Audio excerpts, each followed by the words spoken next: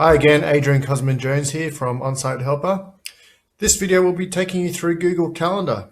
We'll start off with a Google Calendar overview, followed by personalizing your calendar, sharing calendars, ways you can be notified of appointments, booking meeting rooms or resources, how to do meetings like a pro with collaborative agendas, finding suitable times to meet, Microsoft Outlook and mobile phone integrations, and finally we'll end with some add-ons. To access your Google Calendar, you can just open up a new tab in Google Chrome, click on the 9 G Suite dot icons and just simply open up Calendar. So this will take you into your default calendar view. So as you can see, I've got quite a few appointments here. Your calendar might come up empty if you're new to this. So to get started, you can basically create a new appointment just by clicking on create here, and that'll create an appointment for the next available slot. Other ways you can do it, you can basically just hold and drag. This way it might be a bit better because you can just sort of specify the time frame, and that'll also start creating an appointment for you. So you can give your appointment a name. Let's say meeting.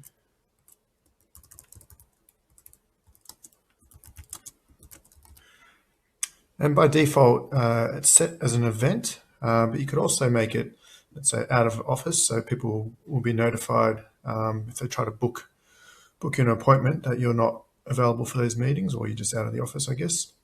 The task, basically, when you create a task, that goes into your task list, and that can be accessed via Gmail, which becomes sort of like a to-do list. And finally, appointment slots.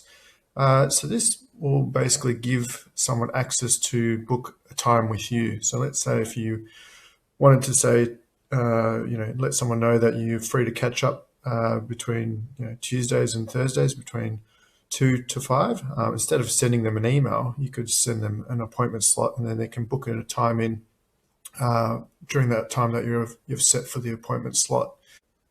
So obviously it's set the time and date as we've dragged it, but you can obviously adjust that. You can add in guests from here. So you might add in, let's say, a colleague or anyone else. You can also add in make it a virtual meeting by using Join with Hangouts Meet. That basically, when you click on the appointment, that opens up a Hangouts Meet session.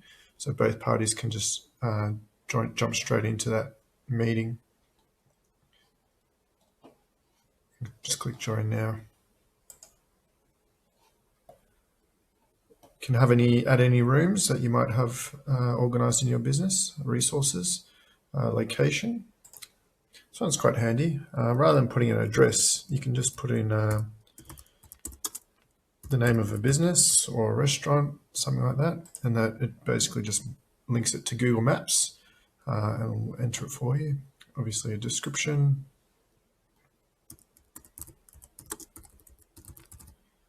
just to let them know what it's about, and then you can specify which calendar this belongs to. If you can manage other people's calendars, then you'll see a list of calendars in here, or you might have your work calendar, maybe a personal calendar as well. So we'll just go ahead and save that. Obviously it's going to send them an invite. So you just click send. It's a good idea to customize your Google Calendar to sort of suit your needs. To do that, you want to go into settings. So click on this cog up here and just jump into settings. So obviously you want to just make sure that the location, the date, format, and all that type of thing is correct. Under event settings, by default, it'll just set 30-minute calendar appointments. But if your appointments are usually 1 hour, you might want to change this to something else, or more or less if you want. You also want to enable desktop notifications. So when you first sign into your Google Calendar on a Windows machine, you'll get a little pop-up to say, do you want to allow desktop notifications for Google Calendar? It's a good idea to allow that. That way, if you have your Google Calendar closed because it is in a browser, Windows will alert you of your upcoming appointments so you don't miss them. This might be a bit annoying, especially if you're using a mobile phone and you're getting reminders on that as well, which you probably prefer the reminders on the mobile rather than the desktop. So we've got here obviously some other to show weekends and all that type of stuff. Your working week. This one you want to enable, which is basically whenever you've got if someone sends you an email with a calendar appointment, or I get an email from, let's say, an airline advising upcoming appointment or a flight, it'll automatically add it into the Google Calendar for you. Very handy to have. You then want to specify your working hours. This way, if people send a request to you which is outside of your working hours, they'll get notified that you might not be available, which can be a good time saver as well. Now we'll look at your calendar sharing. So we'll scroll down here, just select your name here, and we'll just need to adjust a few settings here. So you might want to specify whether your calendar can be seen publicly. It could be a good idea if you want to allow people outside of your organization to see you're free or busy, or you might even allow us to see all events. Probably wouldn't really recommend that one. But yeah, definitely they can see if you're free or busy without seeing the detail of the particular appointment. It just basically will show that you're available or not. When you've got that one enabled, then this one's grayed out because this one overrides it. And then we've got who you want to share your calendars with. So with this, by default, you might say everyone at your company can access it, which is this one here. But then on top of that, you might specify people at your company can actually manage your calendar settings. So for instance, I've got my accounts person, they can make changes and manage my permissions. And under notifications, you can set your default notifications. So when basically 10 minutes before any appointment, a little pop-up or Windows will ding to advise you of the upcoming appointment. So if you need more than 10 minutes or want an hour, you can obviously adjust that there. You can even add in additional notification for, let's say, an email to come through. And now you might want to add in other people's calendars. You can see I've got quite a few calendars here on the list. To do that, I'm just going to jump out of here. Easy way to do it is just by searching for a particular person. So let's say put in your employee. And then basically now I can see in yellow, these are all Boston's calendar appointments. It'd be here ticked as well because I've already got them added in. So you can go through and add in all your different calendars for people that you might want to see their appointments.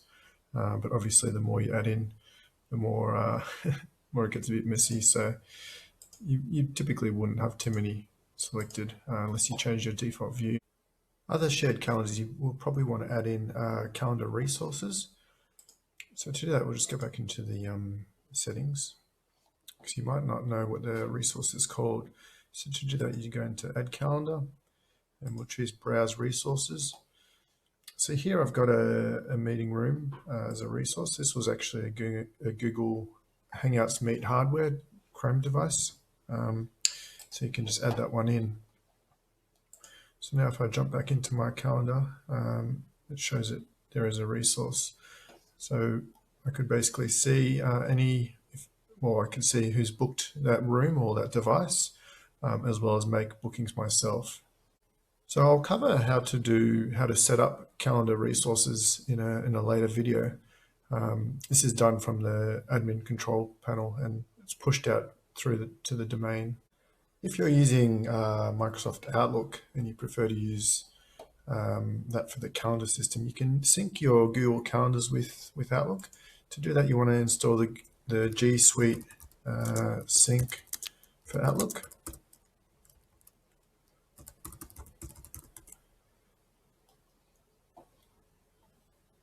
So just click on this one, download G Suite Sync for Microsoft Outlook. And what this does, this will sync all your emails as well as your calendar. It'll also do all the shared calendars as well. So just obviously choose where it's download for Windows here. But I still would recommend using the Google Calendar. It's got a lot more functionality for that purpose. You also want to install the Google Calendar apps for your mobile phone, so whether Android or iPhone. So just jump in the Play Store or the app marketplace and look for Google Calendar. Again, it has a lot more functionality as well. And finally, I'll just go briefly talk about Google Calendar add-ons. So these are some things which can enhance your Google Calendar. They basically integrate with third-party companies to give you more functionality. So as you saw there, when you're to the settings, get add-ons.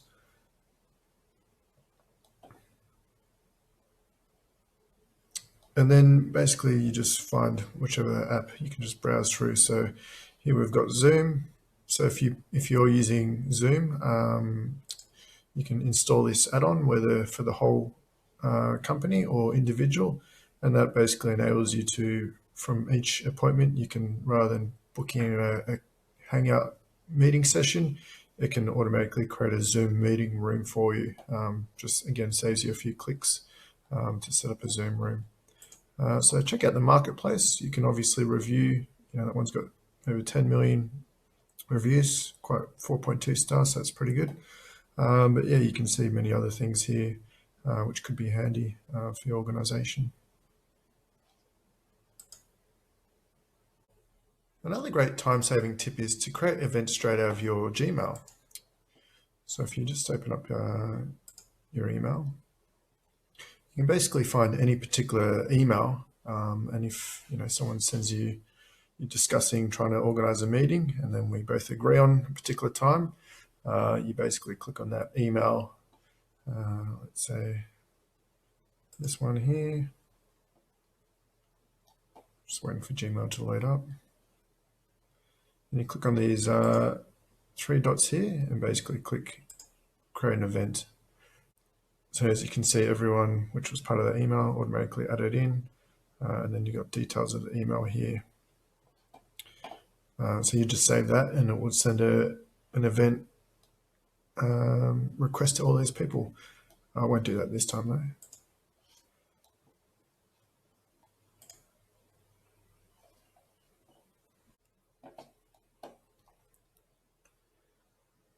Now we'll take a look at some more advanced options when we do book our meeting or our calendar appointments.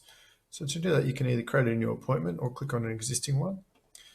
Just click on the edit option there. So this gives us a few more options here. First of all, you might want to set a recurring calendar appointment. So let's say if this meeting with staff was a weekly event, we could basically say, let's meet every week on a Thursday. Obviously, we can choose to, by default, it's going to add a Hangouts meet. You can see a phone number there if someone was to dial in.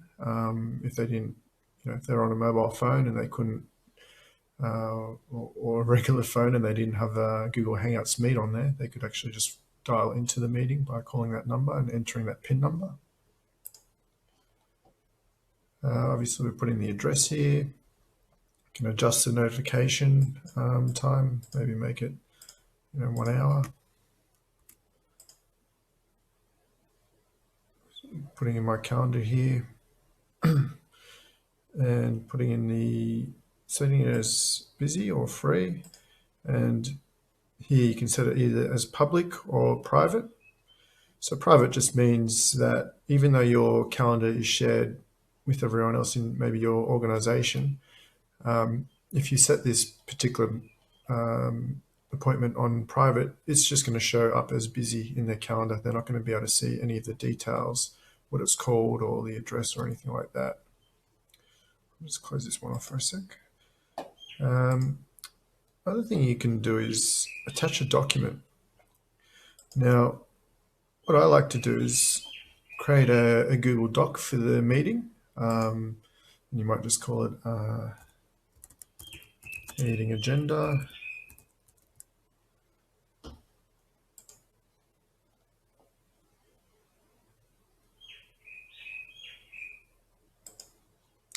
So it could be something like this. And what this would enable everyone to do is before the meeting time, everyone could basically click on this Google Doc and add, if they've got edit permission, they could add items to the agenda or topics to discuss. So that way, I guess the meeting is a lot more powerful. You don't have to have all this communication via email and other methods. Everyone can just sort of collaborate on this Google Doc. And then when the meeting starts, everyone clicks on that Google Doc and we can all work on it in real time. So it's a lot more efficient there. So then if we come across, we've obviously got our guests. We can add in more guests. We can book in a room. So, I've reserved that particular room, for instance. The other thing we can do is we can actually see the available time. So if we, let's say, chose a few different people and we're not sure if everyone's available, you can basically click on find a time. And this will show a brief snapshot of everyone's calendar. So we've got Boston here, Stan there, and also the meeting room. So the meeting room is completely empty that day, so that's fine. Stan's on leave, but Boston's available during this time frame. So it's a really effective way, rather than sending these emails backwards and forwards to find out when people are available. You can basically just click on find a time, and we can go back to event details now. So we'll just save that one. I might just remove Boston out of there, that one there, and we'll just save that. We've already sent them an invite before, so we're not going to send them an update. So we'll just dismiss sending them, or do not send them another email. So that concludes the Google Calendar video. I hope you've gotten some benefit out of this, and stay tuned for future videos. I'll go more in depth with, I suppose, the back end of Google Calendar on setting it up for the domain around security and pushing out settings. So yeah, be in touch and take care.